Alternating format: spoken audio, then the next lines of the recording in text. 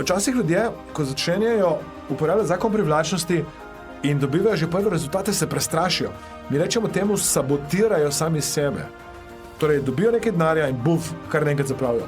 Dobijo partnerja, čudovit človek je recimo, in potem kar naenkrat nekaj butastega naredijo, da tega partnerja odženejo stran.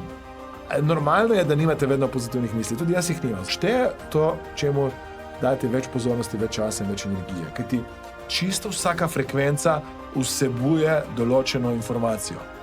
In ta informacija je lahko namera za vašo želeno manifestacijo. Če vi ne boste spremenili vibracije, ne morete spremeniti tega, kar se bo zgodilo v prihodnosti, in potem seveda ne morete manifestirati tega, kar bi radi. In jaz bi vas rad naučil, kako ven iz tega avtopilota.